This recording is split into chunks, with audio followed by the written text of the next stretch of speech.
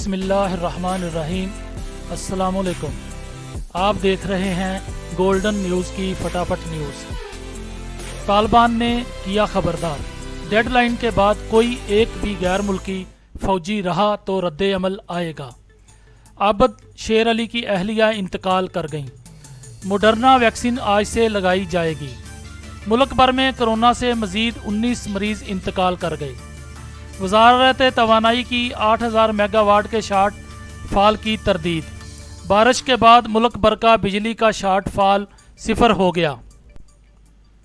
Corona کے خلاف برتری ہے لیکن فتح نہیں، امریکی صدر جو بائیڈن۔ کرونا ویکسین 12 سالہ بچوں تک کے لیے محفوظ قرار دے دی گئی، سعودی وزارت صحت۔ فلپائن میں فوجی طیارہ گر کر تباہ، 53 افراد ہلاک ہو گئے۔ طالبان کا افغانستان کے مزید 13 اضلاع پر قبضہ۔ کینیڈا میں آتش زدگی سے 4 بچوں سمیت 3 پاکستانی جاں بحق۔ پاکستان میں دہشت گردی کے پیچھے بھارت ہے، ہم جڑ تک پہنچ چکے ہیں، یہ کہنا تھا وزیر اعظم عمران خان کا۔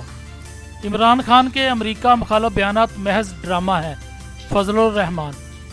وسائل کا نہیں، حکمرانوں میں اہلیت اور ویژن کا شارٹ فال ہے، سراج الحق۔ سراج الحق کی اپیل پر کراچی تا چترال مہنگائی اور بے روزگاری کے خلاف جماعت اسلامی کا ملک گیر احتجاجی مظاہرہ۔ اور اب کھیل کی خبریں۔ اولمپک ٹوکیو 2021 غیر ملکی ٹیمیں جاپان پہنچنا شروع ہو گئیں۔ حارث سہیل انجری سے چھٹکارا نہ پا سکے۔